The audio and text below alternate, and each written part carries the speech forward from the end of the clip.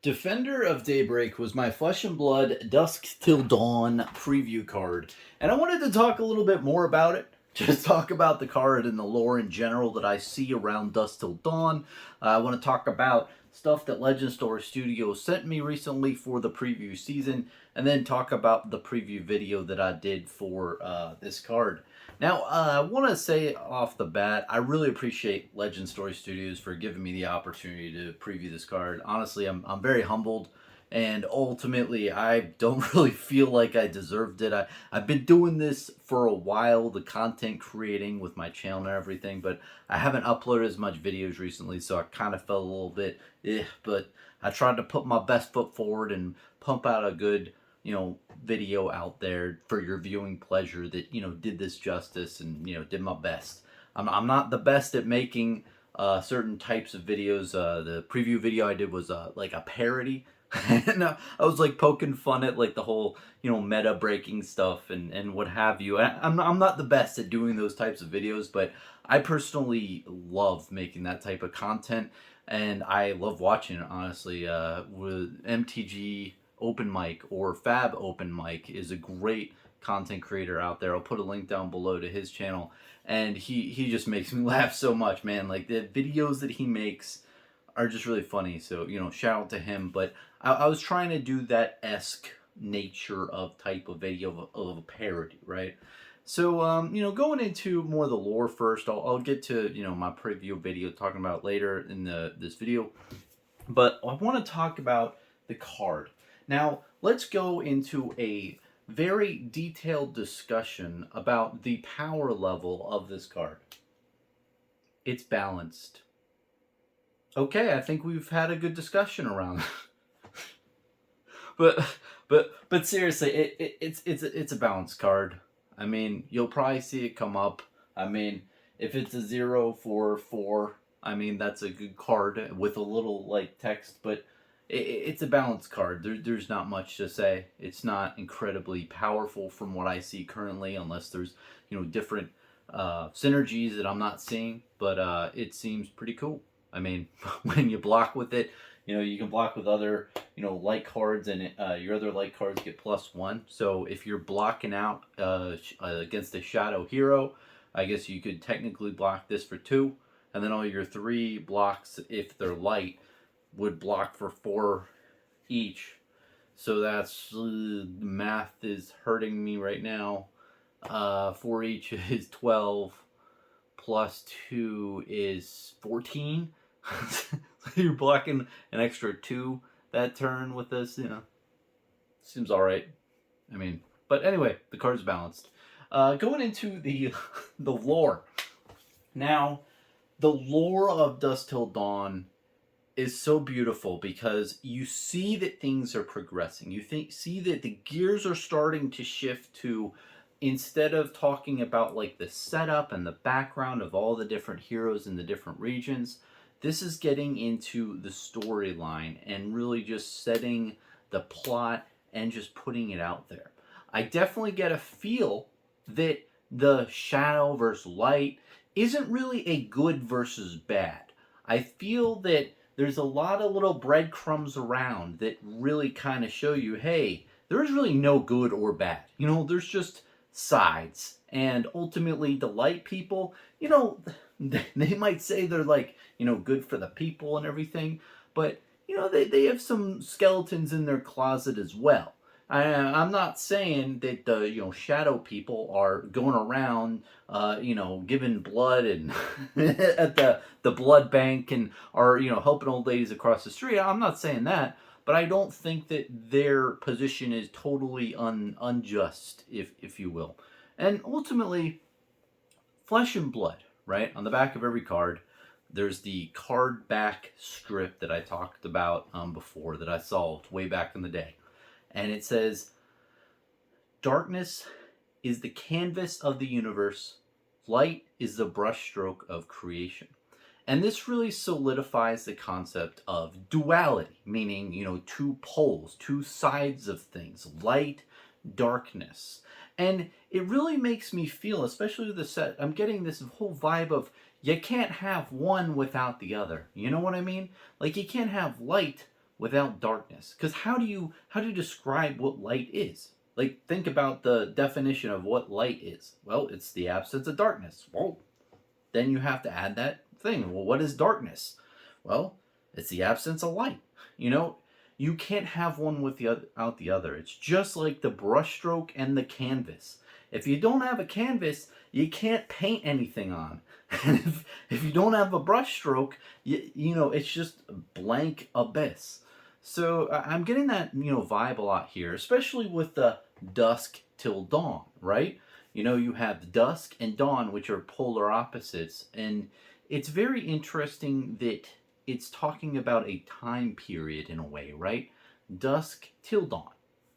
Meaning that in this whole type of scenario right here that we have, if you're not very familiar with the lore, right? Solana is here. The monastery is down somewhere in the water over there.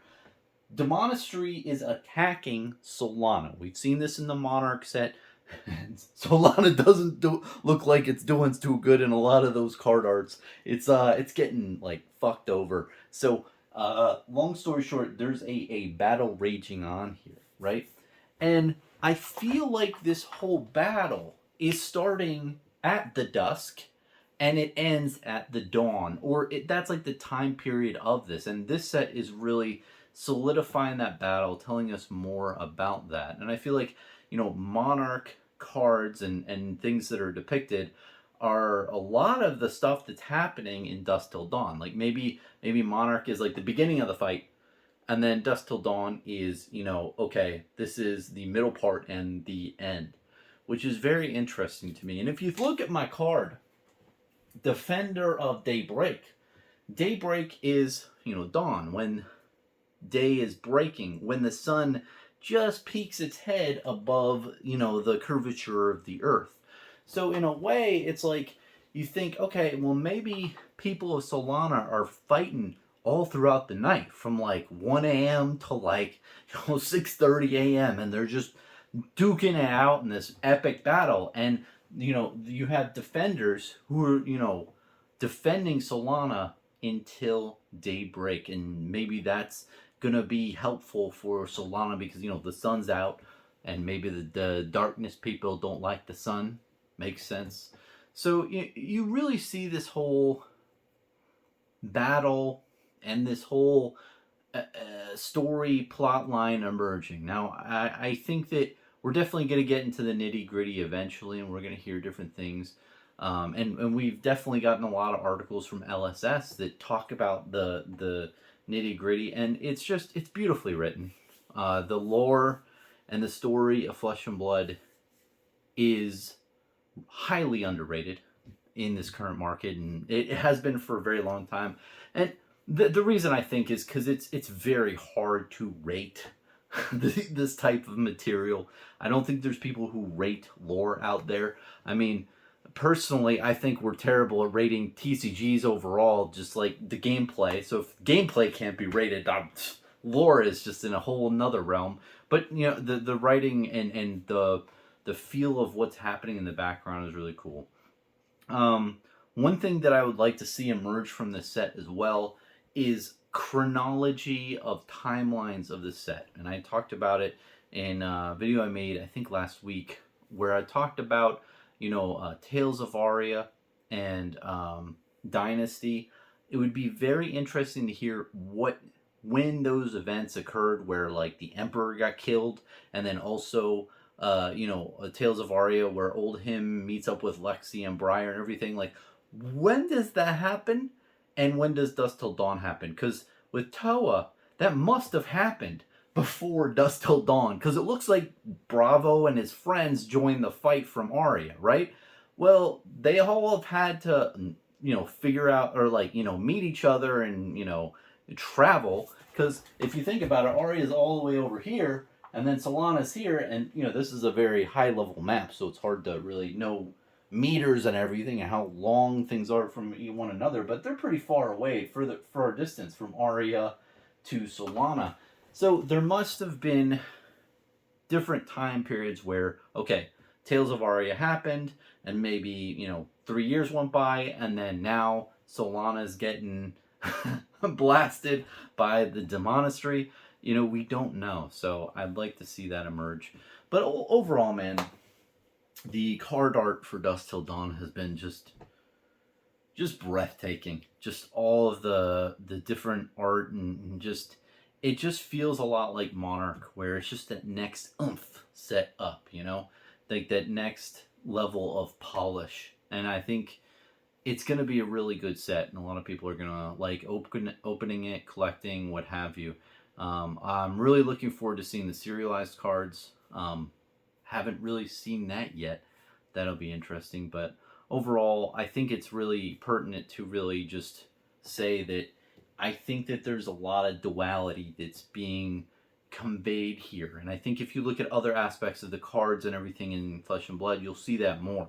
Especially with all 8 regions that we have right here, right? There's duality between them all. I've said this since like 2.5 years ago. But like, for instance, Volcor and Metrix. Those two are dual polar opposites. And the way I first figured this out is on the Legend Story Studios website. Not the FabTCG website, the Legend Story Studios website.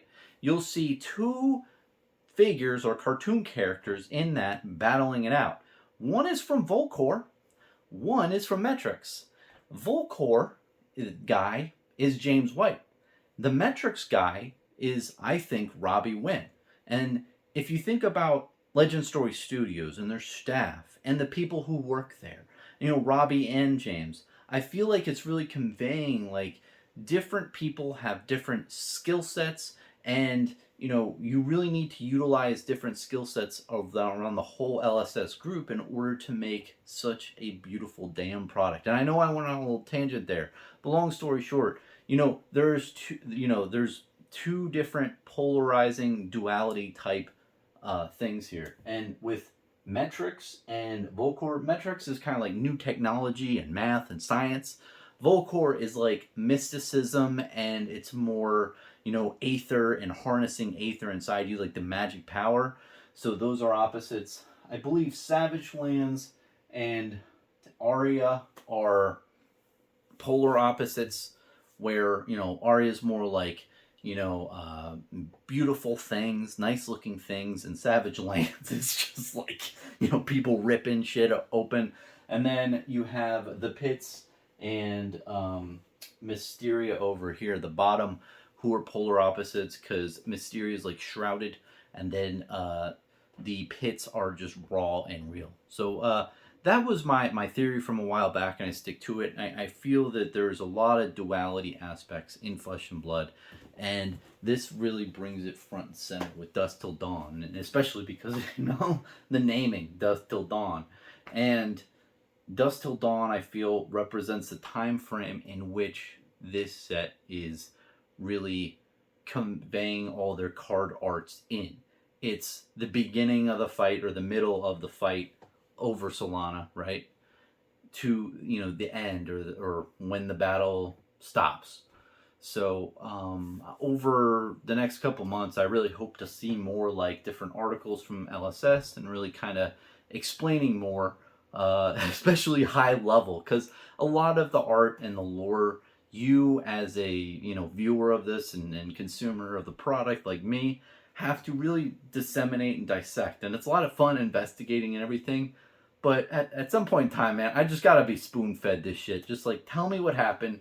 I want to know really, what happened and what's happening in the lore of Flesh and Blood. But if you think about it, maybe it is that whole mysticism and investigation that gets you hooked, So anyway, long story short, the lore is really, really, really cool. And Defender of Daybreak, it's a Solanian knight or guard or what have you.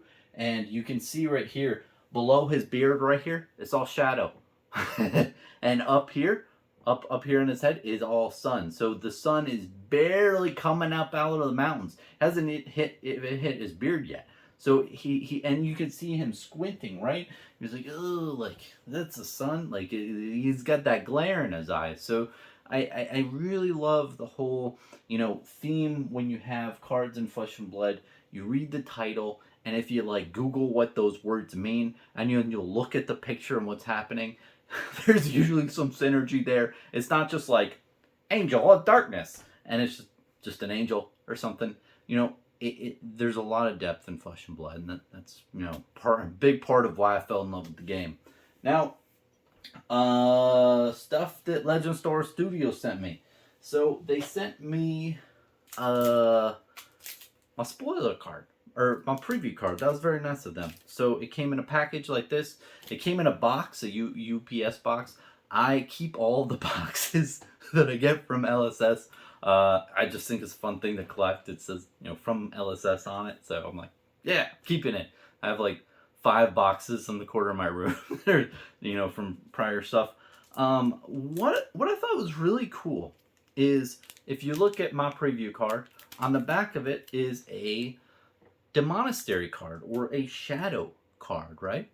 And this really does convey the whole duality aspect as well. It's like, not only do you get a light card, you also get a shadow card. And I hope we'll see with the people, I believe in tomorrow, or the next, I don't know when you're going to watch this video, but all the previews of the shadow cards, I wonder if they're going to get like a light promo on the back, because I got this is a fab promo for the shadow. I wonder if they're going to get the fab promo for the light on the back of their shadow preview. So it'd be interesting if Legend Story Studios keeps that up. Also, they sent me a playmat. Thought that was really cool. I don't know how rare or anything they are, but the art is just next level on these, man. It's whoa, it's just breathtaking. Really nice. And again, I just want to say, I hope I don't say this too much, but honestly, I'm very humbled. I'm just a normal guy in a normal room. I love this game, and I haven't made content in a bit, so I appreciate Legend Story Studios including me on this. And, it was really fun making a preview video for the set, and if I could ramble on a little bit at the end, just me making the video, and I want to just kind of explain different parts of it. It was a parody video. I'm not sure if that was really conveyed. I've made parody videos in the past, and it's hard to really like convey that, right? And the whole point of it really is just like, you have that vibe out there when you have preview cards, and certain ones look really good at the moment. It's like, oh wow, this totally breaks the meta, and as a content creator, we're incentivized to like say that stuff out there in the public, because what am I going to do? Put out a video saying, hey, I got a preview card, and it's totally balanced. Like, you gotta stir up excitement. You gotta entertain, man. You can't just like, wingity ding dong this stuff. You gotta put your best foot forward and get people interested in the content you're doing. So, we're incentivized to, make certain, polarizing statements, right? And it's all good either way. I find it funny, and I find it comical, and I just wanted to kind of like poke fun at that, like tee, and like for the thumbnail of the video, I labeled it just clickbait. I have a weird mind. I'm sorry. Like, maybe this isn't as funny to other people. It is what it is. I'm a weird guy, man. I'm kind of goofy as fuck sometimes, but I thought it was funny. Just put clickbait. It's like, oh, this is my clickbait. It's this clickbait. Thought that was cool. Before I forget, I want to just say thank you to everyone who watched live. That was cool. I think I had like 50 people or so watching live. I was like, whoa, jeez, this is crazy. But anyway, thank you. If anyone watched it live, or even if anyone watched it at all, appreciate it, man. But going into more of the dynamics of it. It was a lot more fun to edit than other videos I've done in the past. It was cool how I like would take a really quick capture of something. So like my eyes squinting, I just literally like turned the camera on, and I squinted once, and one shot it was like, okay, done. And then writing on the paper, I was like, oh, let me write some stupid mathematical equation and then make it not tie out to anything whatsoever and make it a 14. I thought that was funny. I also kind of got that concept from, there was a tweet, and I don't know by who, but somebody said something along the lines when they were talking about the Codex of Fragility, right? And they were like, "Whoa, like this card is at least a power level 9, or this is at least a 10, or they put some number system to it." And I don't mean to like, I'm not like trying to attack anyone in this video. It's just poking fun of it. And you know, there are a lot of people out there who can like determine how good cards are. I'm definitely not one of those people. But I just thought it was interesting how, you know, you put a number to it. It's like, well, where'd this come from? What system are you using and everything? So I thought it would be funny to just like draw a bunch of like random numbers and, you know, do this stupid calculation and be, you know, funny about it. And then afterwards be like, whoa, this breaks the meta, and you know, say all this stuff. Also, you probably caught it if you saw it. When I was lying on the ground, I said, what is it? We made a mistake again, which is referring to the article that they made with Dusk Blade, and basically, you know, making another article saying this card is banned or something. I don't know. I just thought it was funny, and then, you know, I didn't want to hammer the point too hard, so I ended the video by just me realizing that it was only a 2 block, and I was like, okay, that's balanced. So I don't know how well that was conveyed and how well I, you know, brought it out. Parody is extremely hard type of content to make. I feel like it either completely fucking flops or it's just fucking hilarious and it just kills people and they love it. So definitely something I'd look forward to creating again in the future.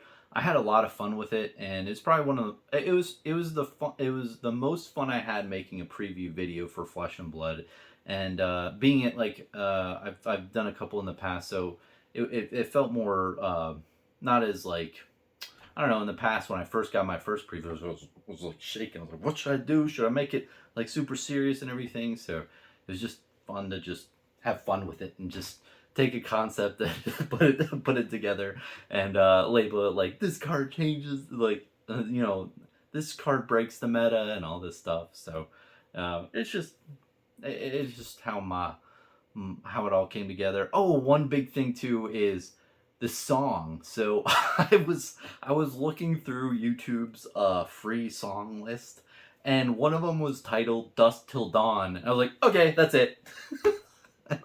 I used that, and that was the song in my preview video. I'll put a link down below if well, I mean, you can look on my channel, but I'll put a link down below to it. But yeah, I thought that was funny. The funny turn of events, like I was like, oh yeah, it's labeled Dusk Till Dawn. This is Dusk Till Dawn. I'll do that. So yeah, and I think that's about it. Overall, it didn't take me too long to film, to edit. I was like tweaking it a little bit. Longer than I imagined, but overall it turned out good. Other preview videos out there, if I can talk about other preview videos out there, they were amazing. Like, big shout out to Kale Brenzy from Dead Summer Art. If you haven't seen his preview video, that's like a music video for Flesh and Blood, please watch that. It was so good. I really like him, and there's a lot of other people. I just want to give his name because I was just blown away. His videos I usually like during preview season. They're usually my favorite. If you don't know, I when I got into Flesh and Blood, I watched a bunch of Kale's videos before I did this content creating thing. I watched Dead Summer Art's lore videos on Flesh and Blood, and it really got me interested in the game. So, you know, it's kind of nostalgic for me. But all in all, all the preview videos out there were great. I went to the Fab TCG site, went to preview videos tonight, and I just like clicked down the YouTube videos and watched all of them, and you know, commented on people's stuff, and just like, man, it was a good night. You know, lots of stuff and lots of, you know, great cards, man. It's a great set, and I'm not just saying that. Like this, they Legend Story Studios pulled out all the stops, it looks like, and I'm excited to see the rest of it. So that about ends this video. Appreciate you watching this far. I know I've rambled a lot and maybe you didn't need to know all the inner workings of that preview video. I just wanted to, state them in case anyone really was interested about the whole,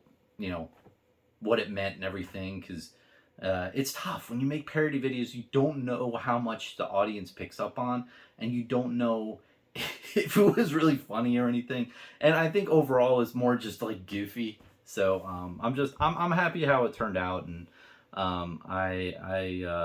yeah, it'd be interesting to do more of those in the future with other preview videos and see what other shenanigans I can get up to. But it's always fun to just poke fun at certain things out there, and yeah.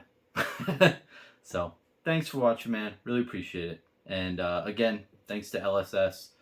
They really do a great job at supporting content creators out there. They really do. Like there's so many different content creators on the preview season. If you look through the massive list, and a lot of them are just like me. They're normal people in their normal rooms, and it's great to see them really honor their really loyal fans out there who are making content for free for the game because they just love it. So I really I think it's great to see the whole community band together around that and have like a showcase and everything. And if certain content creators didn't get cards, this one really wish you luck in the next go round in the 11th set. But yeah, thanks for watching. Have a good one, man. Cheers.